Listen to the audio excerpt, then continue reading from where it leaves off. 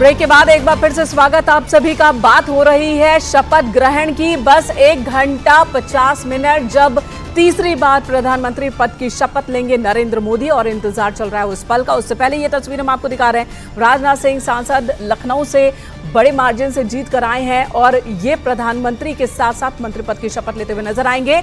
जब यूपी से कौन कौन से मंत्री हो सकते हैं, वो चेहरे, वो तस्वीरें इस वक्त हम आपको दिखा रहे हैं। हरदीप पुरी राज्यसभा सांसद हैं, ये भी प्रधानमंत्री मोदी के कैबिनेट में दिखेंगे।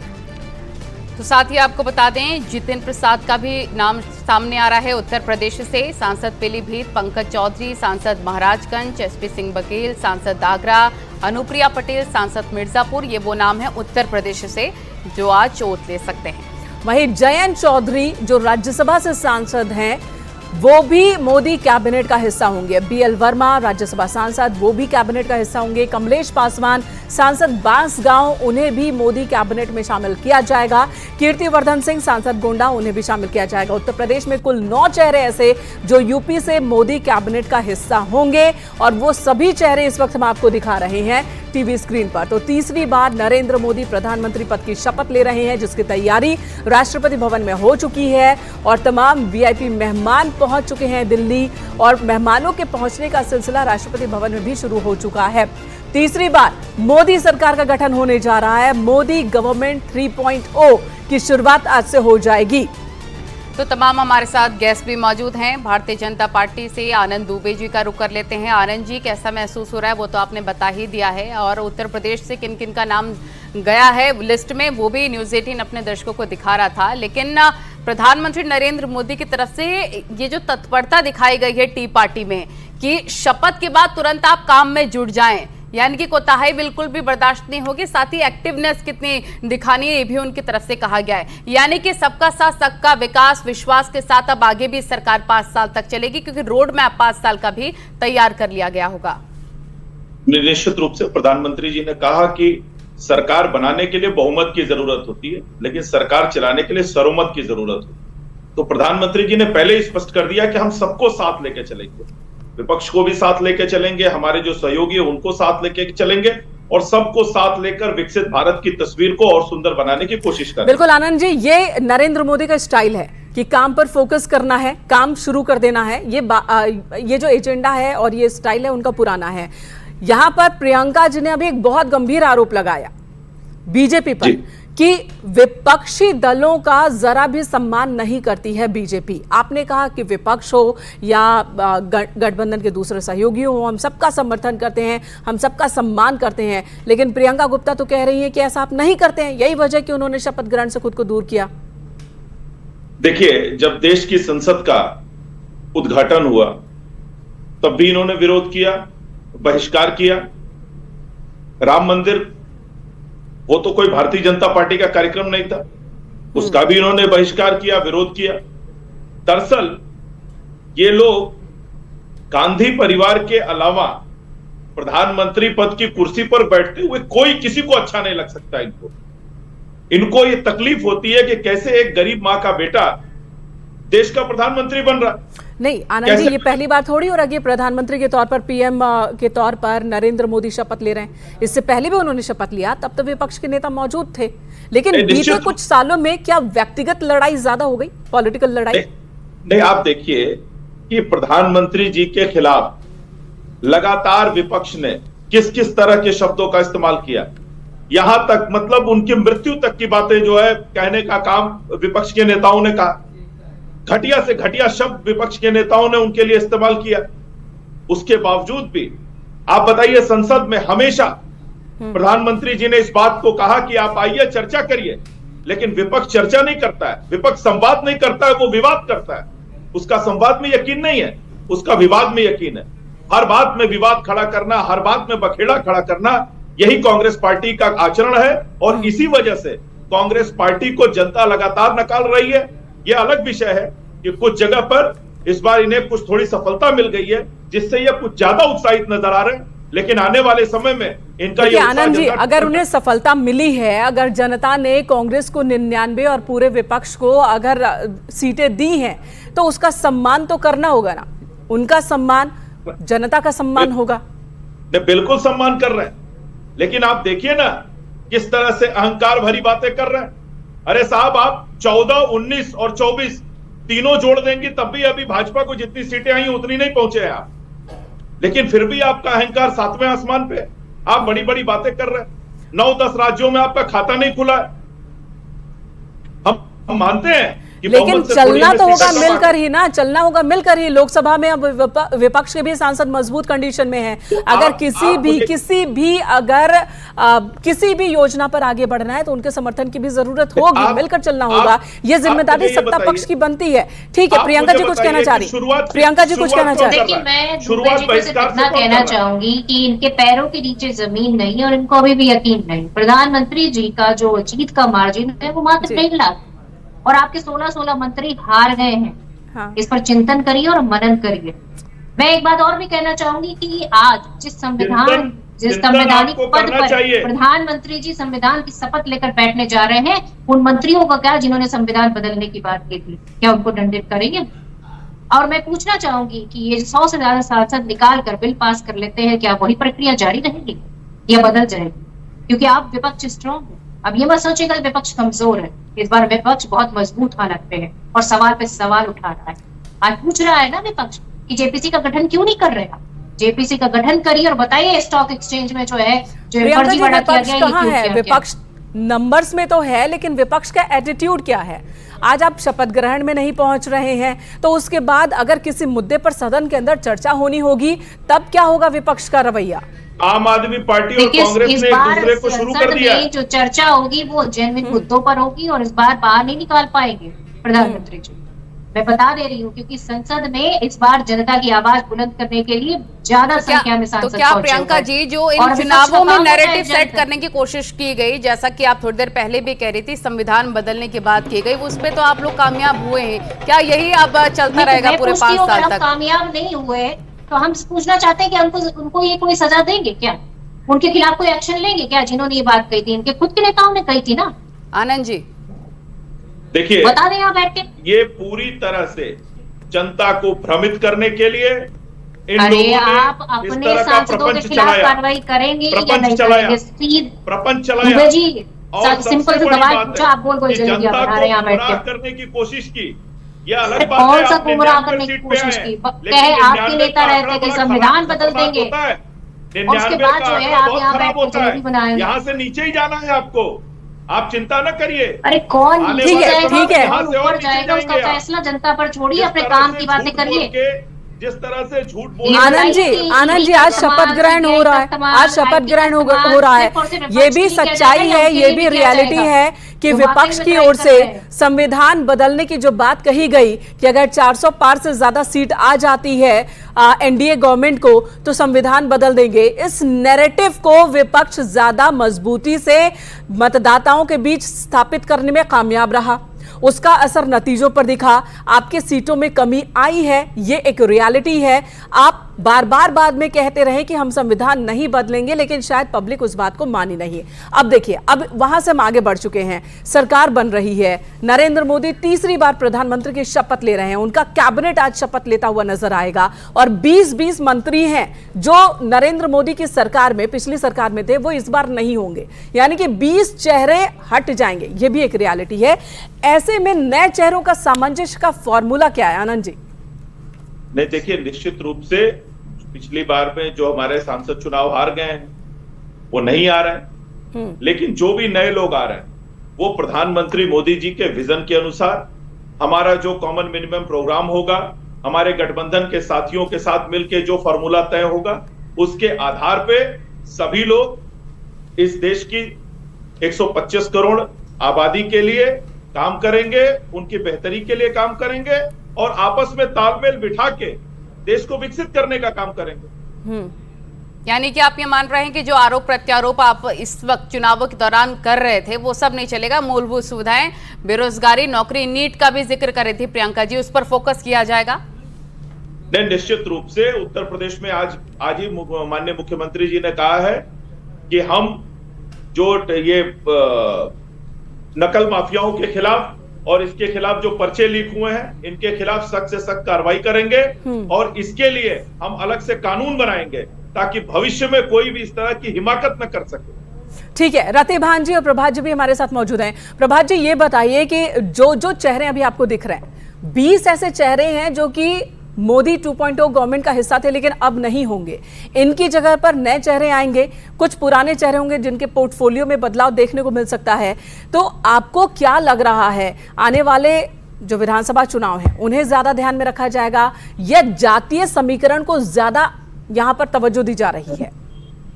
देखिए मेनका जी, जिस तरीके से जिन जिन राज्यों में भारतीय जनता पार्टी को मेजर नुकसान हुआ है, जैसे कि राजस्थान है या उत्तर प्रदेश है, इसको फोकस में रख के जो भी मंत्री नए बन रहे हैं, जो 20 मंत्री नए आ रहे हैं, उनको मोदी 3 की मोदी जी के काम के हिसाब से चलना पड़ेगा। क्योंकि मोदी जी 24/7 काम करने वाले व्यक्ति हैं और वो रोड मैप बना देते हैं। पूरा 100 डेज का उनको कामकाज सौंप दिया गया है चाय पे, और निश्चित तौर पे मोदी जी रात दिन एक करने वाले हैं। मैं कहना चाह रहा था अपनी प्रियंका बहन से और दुबे जी से कि दुबे जी आज प्रियंका जी से कुछ ना बोले।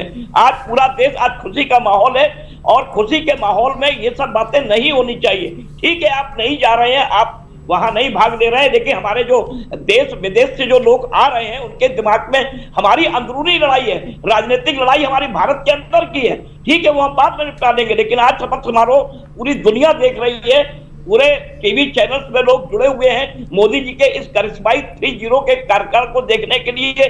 पूरे दुनिया में, यहाँ तक कि अमेरिका में जो अप्रवासी भारतीय हैं, लगातार सब लोग इस पे मॉनिटरिंग कर रहे हैं और ये देख रहे हैं कि देश में प्रधानमंत्री नरेंद्र मोदी तीसरी बार सफल। एक बात और कहूंगा बस मेनका जी, मैं समाप्त कर दूंगा कि उत्तर प्रदेश से जो भारतीय जनता पार्टी को बड़ा डैमेज हुआ है, मैं एक ब्रेकिंग खबर आपको दे सकता हूं कि इस बार योगी आदित्यनाथ को फ्री हैंड किया गया है और फ्री हैंड करके वो आज शाम को या कल सुबह लखनऊ लौटेंगे और भारी परिवर्तन उत्तर प्रदेश की कैबिनेट में होने जा रहा है और उत्तर प्रदेश के संगठन में होने जा रहा है। और ऐसी स्थिति में भारतीय जनता पार्टी के राष्ट्रीय अध्यक्ष को भी लेके एक बड़ा फैसला होने जा रहा है, क्योंकि जितने भी राष्ट्रीय अध्यक्ष के दावेदार थे वो केंद्रीय मंत्री बन रहे हैं। कोई बड़ी बात नहीं है कि योगी आदित्यनाथ को राष्ट्रीय अध्यक्ष के पद पे भी ले जाया जा सकता है। ये बड़ी बात कह रहे हैं आप। प्रभात जी, ये बहुत बड़ी बात कह रहे हैं। आनंद दुबे जी से, लेकिन आनंद दुबे जी ये बताइए कि जो परफॉर्मेंस उत्तर प्रदेश में भारतीय जनता पार्टी का रहा उसका कितना असर पड़ेगा अब? नहीं, निश्चित रूप से देखिए, योगी आदित्यनाथ जी उत्तर प्रदेश में हमारी सरकार जो चल रही है वो शानदार काम कर रही है। ये अलग विषय है कि कुछ जगहों पर हमको असफलता मिली है, लेकिन इस पूरे चुनाव के रिजल्ट को समग्रता के साथ देखने की जरूरत है। कई राज्य ऐसे हैं, मैं आपको उदाहरण दूं, मैं तमिलनाडु की बात करता हूं। तमिलनाडु में कांग्रेस को सीट मिली है और हमको एक भी सीट नहीं मिली है, लेकिन उनका वोट परसेंट 10.67 है और हमारा 11.72 है, यानी वोट परसेंट हमें ज्यादा मिले। कई राज्य ऐसे हैं जहां हमारा वोट परसेंट बढ़ा। उत्तर प्रदेश में निश्चित रूप से हम किन्हीं कारणों से, उन कारणों की हम समीक्षा करेंगे कि क्यों हम पीछे रह गए, लेकिन इसी उत्तर प्रदेश की जनता ने 2014 में, 19 में, 22 में लगातार पंचायत चुनाव में, उपचुनाव में हमको सम्मान दिया। ठीक है, हमको सेवा का अवसर दिया। यूपी ने सम्मान दिया है, यूपी ने सरकार भी बनवाई है, लेकिन इस बार जब सरकार बन रही है तो यूपी का प्रदर्शन उतना अच्छा बीजेपी के लिए नहीं रहा है। उसके बाद भी 9 चेहरे यूपी से होंगे कैबिनेट में, ये बात सामने आ रही है। यहां पर एक सवाल यह भी बनता है जो मैंने आपसे पहले भी पूछा था कि समीकरण क्या जातीय समीकरण को ध्यान में ज्यादा रखा जाएगा, क्योंकि ये एक मुद्दा है जो विपक्ष का था और जनता इस मुद्दे पर ध्यान देती हुई दिखी नतीजों के मुताबिक। देखिए, सबका साथ, सबका विकास, सबका विश्वास, ये मूल मंत्र है। ये आपको सरकार के कार्यक्रम में भी दिखेगा, सरकार की रचना में भी दिखेगा, मंत्रिमंडल की रचना में भी दिखेगा, और जो नीतियां बनेंगी और नीचे तक काम उतरेगा उसमें भी दिखेगा। तो आपको इसका समावेश जो है हर जगह दिखेगा। निश्चित रूप से एक संतुलित मंत्रिमंडल। तो क्या आनंद जी, राहुल गांधी और अखिलेश यादव जो मजबूती के साथ उत्तर प्रदेश में लड़े, उनको एक चैलेंज मानते हैं? देखिए, निश्चित रूप से हमारी सीटें कम आई हैं, तो हम समीक्षा करेंगे कि ये कारण तस्वीरें क्या इस वक्त दिखा दें। आनंद जी, आते हैं आपके पास। ये देखिए, सिक्योरिटी चेक इस वक्त राष्ट्रपति भवन में सिक्योरिटी चेक किया जा रहा है डॉग स्क्वाड की मदद से। तस्वीरें राष्ट्रपति भवन के बाहर की आपको दिखा रहे हैं और हलचल बहुत तेज है। कुर्सियां आप देख सकते हैं, ये तमाम जो कुर्सियां इस वक्त सफेद रंग की आपको नजर आ रही हैं, ये कुर्सियां उन चेहरों के लिए हो सकती है उन नेताओं के लिए हो सकती हैं जो मंत्री पद की शपथ लेने वाले हैं। और एक एक तस्वीर बहुत मायने रखती है। आज राष्ट्रपति भवन के बाहर की ये तस्वीर हम आपको दिखा रहे हैं। आज शपथ ग्रहण होना है यहाँ पर। प्रधानमंत्री के तौर पर नरेंद्र मोदी तीसरी बार शपथ लेंगे और जो और चेहरे आज शपथ लेते हुए नजर आएंगे वो चेहरे भी न्यूज़ 18 आपको स्क्रीन पर दिखा रहा है। एसपी सिंह बघेल बीजेपी से, वहीं तमाम चेहरे राजनाथ सिंह, अमित शाह, जितिन प्रसाद, ये तमाम चेहरे हैं जो कि आज इन कुर्सियों पर बैठे हुए और फिर शपथ लेते हुए नजर आएंगे। तमाम हमारे सहयोगी और मेहमान हमारे साथ मौजूद हैं। प्रियंका जी का रुख एक बार फिर से कर लेते हैं। प्रियंका जी, ठीक है, तमाम खटास रही, बहुत सारे विवाद रहे, इलेक्शन ओवर हो चुका है, सरकार बन रही है। अब देश को आगे बढ़ाना है तो पक्ष और विपक्ष दोनों का साथ जरूरी है। अगर सरकार बन रही है तो मजबूत विपक्ष भी है। इस बार तो मौजूदगी बहुत जरूरी है। अपनी मौजूदगी दिखाने के लिए आपको रहना होगा। देखिए, मुझे लगता है विपक्ष का काम होता है कि जनता के मुद्दे उठाए और वो जोर से उठाए, इतनी जोर से उठाए कि संसद में वो मुद्दे गूंजे। और इस बार वही होने जा रहा है कि इसमें संख्या बल में हम ज्यादा हैं और हम जोरदार तरीके से जनता के मुद्दे उठा सकते। और मैं एक बात जरूर कहना चाहूंगी कि इस देश में जो बेरोजगारी का आलम है, मुझे उम्मीद है कि इस बार जो तीसरे टर्म की सरकार है वो उस पर जरूर ध्यान देगी, क्योंकि आज 100 में से 83 युवा बेरोजगार बैठा हुआ है। इस देश में जो महंगाई का आलम है वो वाकई में इंसान की कमर तोड़ रहा है। तो मुझे लगता है कि ये जो तीसरे टर्म का काल है, इसमें महंगाई पर विशेष जो है लगाम लगाई जाए। मुझे लगता है कि जिस तरह से ईडी सीबीआई का इस्तेमाल किया जाता है सिर्फ विपक्ष को घेरने के लिए, उसके अलावा भी वो कुछ काम करेगी। और मैं उम्मीद करती हूँ कि जिस तरह से अलोकतांत्रिक ढंग से सरकारें गिराई जाती हैं, वो कम से कम उसको जो है जिस संविधान पद पे जा रहे हैं प्रधानमंत्री जी, संविधान की शपथ लेने जा रहे हैं, कम से कम वो उसका सम्मान करेंगे। कहाँ पर गलत तरीके से सरकार गिराई गई? क्यों? इससे पहले आपको पता नहीं है कि मध्य प्रदेश में क्या हुआ था? इससे पहले गोवा में क्या हुआ था? कर्नाटक में क्या हुआ था? लगातार इस तरह की चीजें। हिमाचल प्रदेश में क्या करने की कोशिश की थी प्रधानमंत्री जी ने? आनंद जी जवाब देंगे। आनंद जी, ऑपरेशन कमल अब नहीं चलेगा। ने एक बात कही यहाँ पर, प्रभात जी के दोनों बातें कहती। आनंद जी जवाब देंगे, ऑपरेशन कमल अब नहीं चलेगा। हाँ, नहीं, एक तरफ उन्होंने कहा कि योगी जी को फ्री हैंड छोड़ा जाएगा, दूसरी तरफ को कह रहे हैं कि उनको सेंट्रल में भेज दिया जाएगा। तो ये कहना क्या चाह रहे हैं, मैं तो इनकी बात से समझ नहीं पाई हूँ। तो प्रभात जी कम से कम क्लियर तो करिए कि योगी जी मुख्यमंत्री रहेंगे या सेंट्रल में चले जाएंगे। प्रियंका जी आप भी कंफ्यूज करती हैं, तो आप भी कंफ्यूज मत किया करें। मैं ये कह रहा हूँ कि उत्तर प्रदेश के अंदर 2027 के लिए आपने इधर भी जो है पाला ले लिया, उधर भी पाला ले लिया। आप कंफ्यूजन क्रिएट मत कीजिए, आप कंफ्यूजन क्रिएट मत कीजिए। आप कंफ्यूजन क्रिएट करते बैठ के। कम से कम उनके जो मुख्यमंत्री हैं, आपको सोचना चाहिए कि कुर्सी तो बची रहने दीजिए। आप तो समाजवादी पार्टी के लिए जा रहे हैं। चलिए ठीक है, आप दोनों के पास आएंगे, लेकिन आनंद जी आपका रिएक्शन लेना आज बहुत ज्यादा जरूरी हो जाता है और मंत्रिमंडल का भी हमें जिक्र करना है। आज शपथ ग्रहण समारोह भी है। इसी पर नलिनी रिएक्शन आनंद जी का ले लीजिए। जो बार बार बात हो रही है कि क्या योगी आदित्यनाथ मुख्यमंत्री रहेंगे या उन्हें कोई और जिम्मेदारी दी जाएगी? प्रभात जी ने यहाँ बात छेड़ी है और प्रियंका उसी बात को आगे बढ़ा रही है। आनंद जी देखिए, प्रभात जी क्या बोल रहे हैं और प्रियंका जी क्या बोल रहे हैं, दोनों की अपनी आइडेंटिटी है, दोनों अपने अपने हिसाब से चीजों की बात कर रहे हैं और समीक्षा कर रहे हैं जी। हकीकत क्या है वो आपके सामने, तो उस पर क्या बात तो कुछ बदलाव होने वाला है क्या? बहुत कुछ बड़ा होने वाला है। जो प्रत्यक्ष है उसको प्रमाण की क्या आवश्यकता है? जो उत्तर प्रदेश में आप देख रही हैं, उत्तर प्रदेश का इतना बड़ा चैनल है आपका, आपको तो सारी चीजें पता है, आप सारी चीजें देख रही हैं। फिर इन लोगों की जो इच्छा करे वो बोलने दीजिए।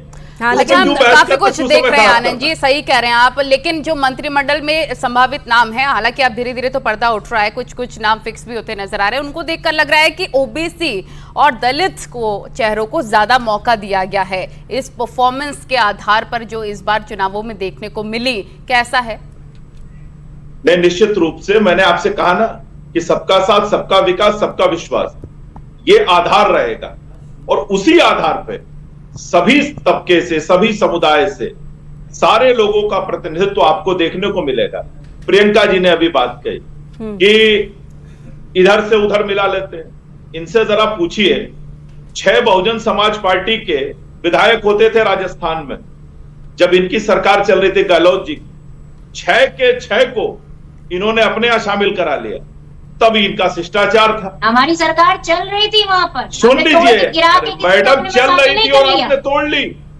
सरकार चल रही थी तो हम दूसरे पार्टी के दलों के नेताओं को ले सकते हैं, सरकार अपोजिशन में तो नहीं ले सकते। धन्य है प्रियंका जी, हमने किसी की सरकार महान है, सरकार बना ली, 90 बार किसी के विधायक खरीद के सरकार नहीं बना मैडम, 90 बार आपने राष्ट्रपति शासन लगाया इस देश में, अपना इतिहास पढ़िए। 90 बार से ज्यादा कर रहे हैं। आपने ये बताइए कम से कम इंदिरा गांधी जी के समय में, राजीव जी के समय में, नेहरू जी के समय में लगातार चुनी हुई सरकारों को बर्खास्त किया है, मनमोहन सिंह जी के समय में बर्खास्त किया है। क्या बात कर रही हैं आप? एक बार देखिए तो अपना इतिहास उठा के, नहीं आप इतिहास उठा के देखिए, खुद अपना इतिहास देखिए, अपना इतिहास देखिए। ठीक है रतिभान जी, बहुत देर से शांति से सभी को सुन रहे हैं। रतिभान जी, शपथ ग्रहण होने जा रहा है, चेहरे बदले हुए दिखेंगे कैबिनेट में, प्रधानमंत्री के उत्साह को लेकर आप क्या कहेंगे? जब वो बहुमत वाली सरकार को लीड कर रहे थे और अब जब वो गठबंधन वाली सरकार को लीड करते दिखेंगे, कोई अंतर आपको दिख रहा है? मीटिंग तब भी हुई थी, चाय पार्टी तब भी हुई थी, एजेंडा तब भी हुआ था और इस बार भी हो रहा है। देखिए, अब की बार एनडीए की सरकार है, इसमें दो राय नहीं। पिछले 2 भी एनडीए की सरकार थी, लेकिन चूंकि मोदी जी के पास भारतीय जनता पार्टी का प्रचंड बहुमत था, इसलिए वो भाजपा की सरकार कही गई। मोदी लीड सरकार तब भी थी, अब भी थी, लेकिन एनडीए की सरकार तीनों बार थी। अब की बार विशुद्ध एनडीए की सरकार है, चूंकि भारतीय जनता पार्टी का उतना मत नहीं है, बहुमत नहीं है, नहीं तो बहुत ज्यादा वक्त नहीं बचा हुआ है। प्रधानमंत्री नरेंद्र मोदी तीसरी बार शपथ लेने वाले हैं। आप सभी गेस्ट का बहुत बहुत शुक्रिया जुड़ने के लिए, बातचीत करने के लिए। तो यहां रुकेंगे एक छोटे से ब्रेक के लिए। ब्रेक के बाद भी खबरों का सिलसिला जारी है। तीसरी बार प्रधानमंत्री के तौर पर नरेंद्र मोदी शपथ लेंगे और इससे पहले जब बहुमत वाली सरकार थी, गठबंधन के साथियों को साथ रखा, उसका फायदा इस बार होता दिख रहा है कि जब बहुमत नहीं है बीजेपी के पास, तब भी जो गठबंधन के साथी हैं वो सपोर्टिव मोड में दिख रहे हैं। यहां रुकेंगे एक छोटे से ब्रेक के लिए, खबरों का सिलसिला जारी है। नरेंद्र दामोदर दास मोदी ईश्वर की शपथ लेता हूं